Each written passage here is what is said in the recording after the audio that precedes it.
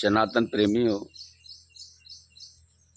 आपने ये भली प्रकार से जाना कि भगवान श्री रामचंद्र को और लक्ष्मण जी को मुनि विश्वामित्र महाराज दशरथ जी से यज्ञ की रक्षा की हेतु उन्हें मांग करके ले जा रहे हैं।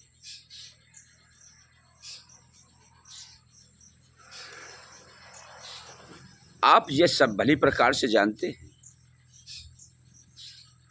कि क्या विश्वामित्र जी कम पावरफुल है? क्या उनके अंदर वह मंत्र शक्तियां नहीं? वो चाहें तो सभी राक्षसों का एक साथ विनाश कर दें, उतनी बड़ी पावर है।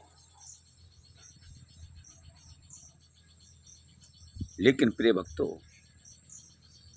जिस समय भगवान राम और लक्ष्मण को लेकर के विश्वामित्र वन की ओर जा रहे थे,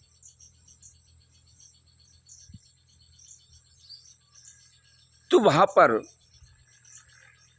रथ में बैठे हुए भगवान राम और लक्ष्मण जब वन क्षेत्र में पहुंचे तो विश्वामित्र जी ने रथ को रुकवा लिया और कहा, पुत्र राम, ये आप देख रहे बड़ा ही रमणीक सुंदर यह वन क्षेत्र है। यहां पर ऋषि मुनियों ने रह करके बहुत घनघोर तपस्याएं की। आज यह जंगल वीरान है। क्यों? कि यहां पर राक्षसों का वास हो गया है।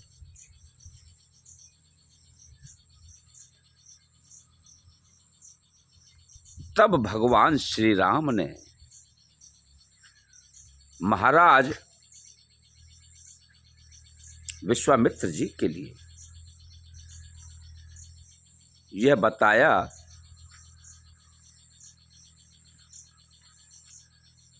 कि हे दीन बंधु, आप हमें किस कारण से वन में लाए हो, उसके लिए आप आज्ञा तो प्रदान करें।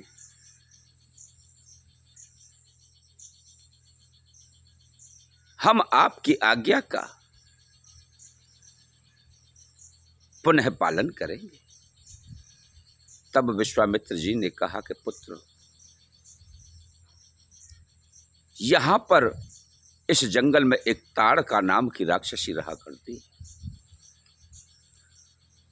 बहुत ही विशालकाय शरीर वाली है। उसके दो पुत्र हैं, मारीच और सुबाहु, और वह राक्षसी इतनी भयानक है कि साधारण साधु लोग तो उसे देखते ही भयभीत हो जाते हैं। और जो तपेश्वरी है, यज्ञ में लगे हुए, उनको जाकर के वह भक्षण कर जाती है। हड्डियों का ये अंबार लगा है, ये उन्हीं ऋषि मुनियों का है।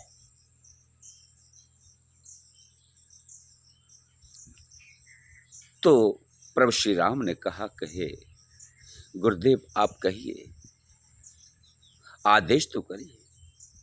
पुत्र, मैं चाहता हूं कि यह ताड़का मुक्त क्षेत्र हो, राक्षस मुक्त क्षेत्र हो, जिससे कि यह ऋषि मुनि शांति पूर्वक तपस्या कर सके, अपने अनुष्ठानों को कर सके। हम लोगों की तपस्या में यह भंग डालते हैं। तब भगवान राम ने कहा कि हे गुरुवर, राक्षसी होने के नाते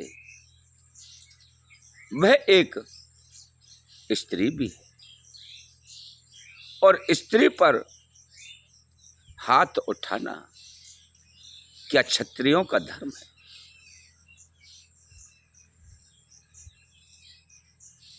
तब मुनि विश्वामित्र ने कहा कि पुत्र, मैं यही सुनना चाहता था।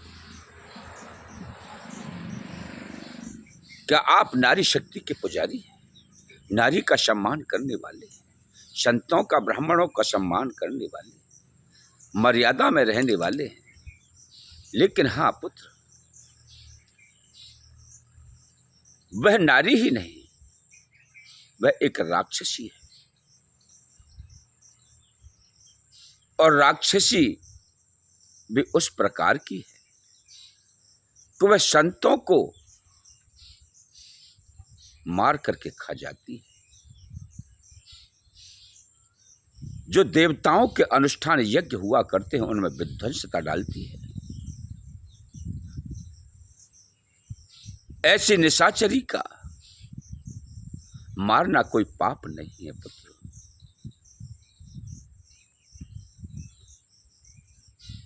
तब देखा, देखते बात करते ही करते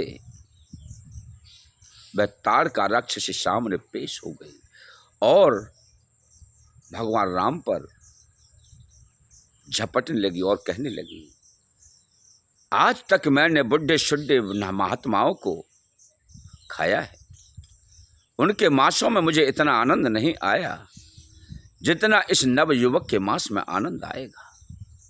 आज मुझे मेरे मन का आहार मिला है, आज तो मैं इसको अभी खा जाऊंगी। जैसे ही भगवान राम की ओर वह झपटी, भगवान राम ने अपने तरकश से बाण निकाल करके उसका विनाश कर दिया, मार दिया। अब तो प्रिय बंधुओं, ताड़ का मरने के बाद में सुबाहु वहां आता है और मारीच ताड़का के शरीर का दाह क्रिया करता है। तो भगवान राम ने सुबाहु को भी मार दिया।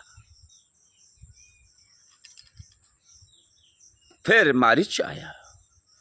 मारीच भी प्रभु श्री राम से भिड़ गया। भगवान राम ने बिना फण का बाण छोड़ करके ऐसा मारा कि वह जाकर के समुद्र में गिरा, जो एक टापू था। तब भगवान राम विश्वामित्र की यज्ञ की रक्षा के लिए बैठे और कहा कि हे गुरुदेव, आप अपने जो भी नियम साधन हैं उन्हें पूर्ण करें। यज्ञ को पूर्ण करें, हम आप की रक्षा के लिए तैयार हैं। सभी संत विद्वान जन अपने भजन, यज्ञ, अनुष्ठान जो भी हैं उसे पूर्ण करें। अब इस वन के रखवाली हम हैं।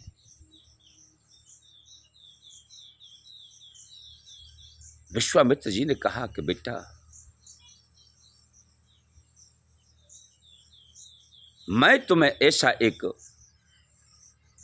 मंत्र देता हूं कि लो, आप कितने भी समय तक रहो, आपको कभी भूख प्यास नहीं व्यापेगी। और मैं चाहूं तो पुत्र सभी राक्षसों को इस वन से विहीन कर दूं, लेकिन मैं यज्ञ में बैठता हूं तभी यह विधन डालते हैं, यज्ञ को पूर्ण नहीं होने देते।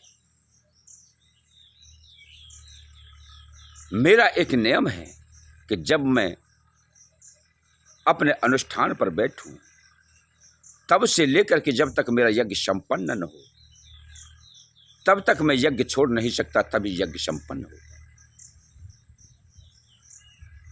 और उतने समय की अवधि में अगर कोई विघ्न आ गया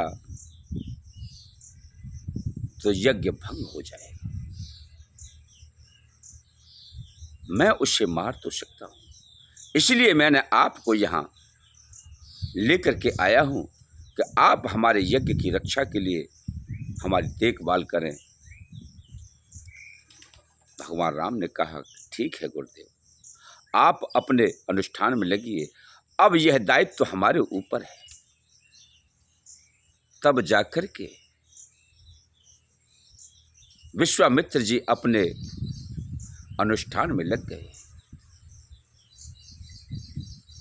वहां पर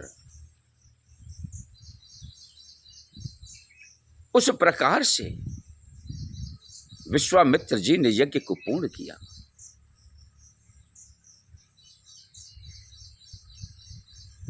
बोलिए भगवान श्री रामचंद्र की जय, पवन पुत्र हनुमान जी महाराज की जय, दत्त भगवान की जय, संत सनातन धर्म की जय।